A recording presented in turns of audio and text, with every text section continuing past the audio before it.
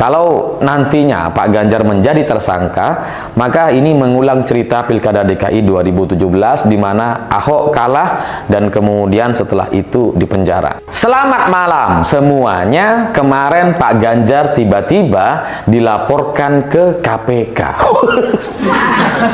Ini bagi saya sebuah cerita yang aneh dan tidak biasa, karena semestinya pelaporan-pelaporan semacam ini itu dilakukan sebelum pencoblosan.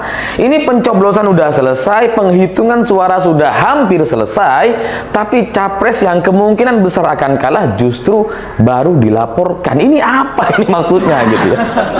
Karena Teguh Santoso sebagai Ketua Indonesia Police Watch itu melaporkan Pak Ganjar ke KPK atas dasar dugaan penerimaan cashback atau penerimaan uang sebesar totalnya sekitar 100 miliar rupiah dari periode tahun 2013 sampai 2024. Ini pemberian ini dilakukan atas modus-modus pemberian cashback katanya. Jadi Pak Ganjar itu selama menjadi gubernur selama 2 periode itu dituding mendapatkan cashback senilai 5,5% dari Bank Jateng, dan kemudian kasus ini dilaporkan oleh Teguh Santoso juga bersama dengan Gubernur Bank Jateng. Jadi Teguh Santoso ini melaporkan 2 orang, Gubernur Bank Jateng, pimpinan Bank Jateng, dan Ganjar Pranowo sebagai mantan Gubernur Jawa Tengah gitu.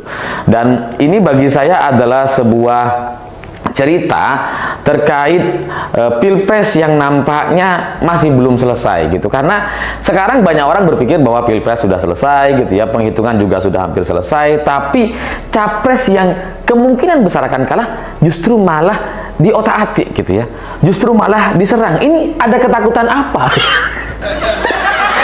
Dan selain itu, pelaporan terhadap Pak Ganjar ini dilakukan ketika PSI sedang menggelembungkan suara. Ya, karena selama 3 hari terakhir suara PSI itu naik gitu ya, sampai ratusan ribu suara hanya dalam hitungan hari, hanya dalam 2 hari, dan kemudian banyak orang menyorot, dari mulai P3 yang paling dirugikan dan pihak-pihak lain seperti PD Perjuangan yang juga suaranya menjadi berkurang secara persentase. Nah, ketika PSI dipertanyakan, ketika suaranya menggelembung secara tidak normal, bahkan itu juga dipertanyakan oleh pihak-pihak yang selama ini dianggap menjadi bagian dari pendukung Prabowo Gibran gitu ya, seperti Burhanuddin Muhtadi dan yang lain-lain gitu ya. Banyak orang mempertanyakan, kok bisa suara PSI itu jadi naik drastis, sangat tidak masuk akal. Karena ketika partai-partai yang lain mendapatkan penambahan suara hanya dalam puluhan ribu atau ribuan setiap harinya, PSI naik sampai kemudian mencapai ratusan ribu hanya dalam sehari 2 hari. Nah, ini kemudian yang menjadi masalah. Dan di tengah-tengah pembicaraan soal penggelembungan suara PSI itu kemudian muncullah laporan terhadap KPK atas dasar Pak Ganjar yang dianggap melakukan atau menerima suap atau menerima uang atau gratifikasi dari Bank Jateng. Nah, ya, oke teman-teman, selamat datang kembali di channel Suara Rakyat. Nah, teman-teman, setelah pemilu tahun 2024, maka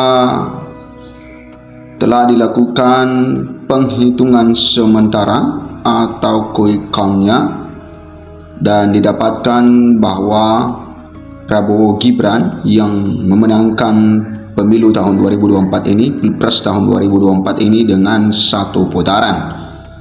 Nah, ada hal yang mengejutkan setelah pemilu ini teman-teman, di mana salah satu capres yang berkontestasi di Pilpres tahun 2024 ini, yaitu capres nomor urut 3 Ganjar Pranowo, dipanggil ke KPK. Nah, apa alasan Ganjar Pranowo dilaporkan ke KPK? Itu atas dugaan gratifikasi. Nah, tentu ada pandangan-pandangan, ada pro dan kontra di dalam hal ini. Ada yang mengatakan ini adalah salah satu politisasi, dan ada juga yang mengatakan ini hal yang harus diperiksa. Nah, kita lihat bagaimana pemeriksaan dari Ganjar Pranowo yang dilaporkan ke KPK ini. Ganjar Pranowo dilaporkan ke KPK atas dugaan gratifikasi. Indonesia Police Watch atau IPW melaporkan mantan Gubernur Jawa Tengah Ganjar Pranowo dan ex-direktur utama Bank Jateng berinisial S ke Komisi Pemberantasan Korupsi atau KPK. Ketua IPW Sugeng Teguh Santoso mengatakan Ganjar dan S dilaporkan atas dugaan penerimaan gratifikasi dan atau suap berupa cashback dari perusahaan asuransi. IPW melaporkan adanya dugaan penerimaan gratifikasi dan atau suap yang diterima oleh direksi Bank Jateng dari perusahaan-perusahaan asuransi, kata Sugeng saat dikonfirmasi Selasa 5 Maret 2024. Nah, ini dugaan sementara teman-teman. Ya, kenapa Ganjar Pranowo, dan bukan hanya Ganjar Pranowo yang dilaporkan di sini, ya, bersama dengan Direktur Utama Bank Jateng, ya, yang berinisial S, tidak disebut namanya di sini, itu atas dugaan suap berupa cashback dari perusahaan asuransi. Nah, Sugeng mengatakan perusahaan asuransi itu memberikan pertanggungan jaminan kredit kepada kreditor Bank Jateng yang dipahami sebagai cashback. Kemudian nilai cashback itu diduga sekitar 16% yang dibagikan untuk tiap pihak. Rinciannya 5% untuk operasional Bank Jateng, 5,5% untuk pemegang saham Bank Jateng yang terdiri dari pemerintah atau kepala daerah, dan 5,5% untuk pemegang saham pengendali Bank Jateng. Yang diduga adalah kepala daerah Jawa Tengah dengan berinisial GP, ujar Sugeng. Dalam bukti tanda terima laporan Sugeng disebutkan laporan itu menyangkut dugaan gratifikasi atau suap penyalahgunaan wewenang Direktur Utama Bank BPD Jateng periode 2014 sampai 2023 berinisial S. Nah,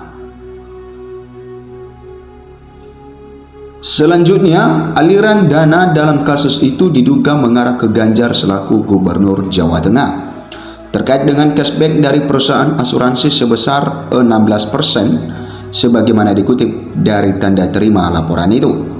Adapun nilai dugaan gratifikasi atau suap itu mencapai lebih dari 100 miliar. Angka tersebut senilai dengan 5,5% cashback yang diberikan perusahaan asuransi.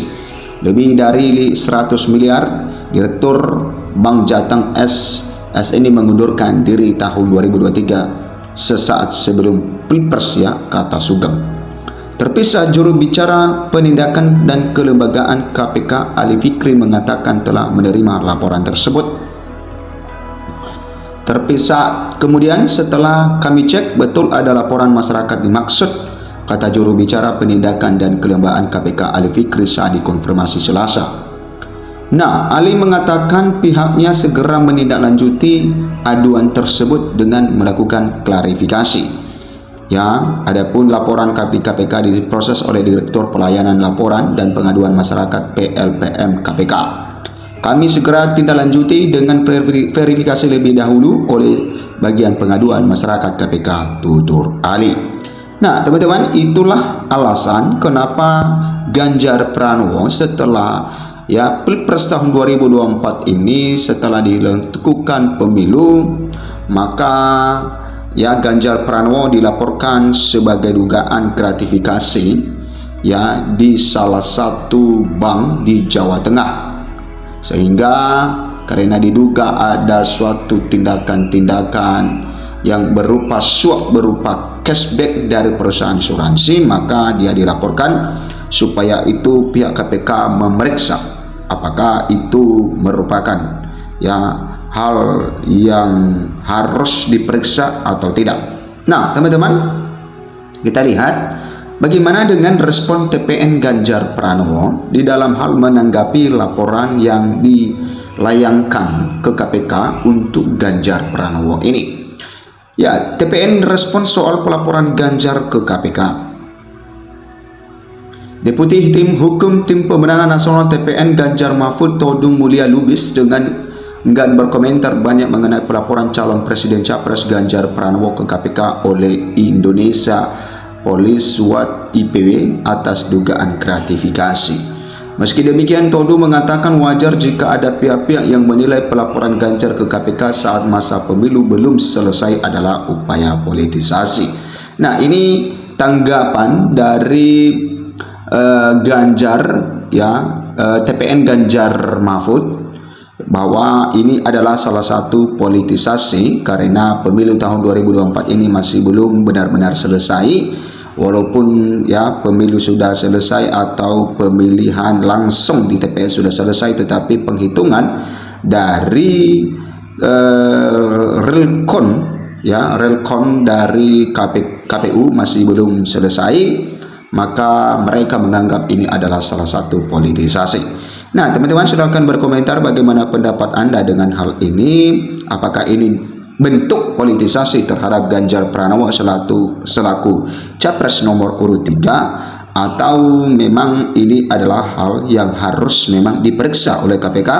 Ya, kalau memang terjadi dugaan yang mencurigakan atau hal-hal yang benar, maka tentu akan diproses secara hukum. Terima kasih, berikan komentar Anda. Sampai jumpa di video berikutnya.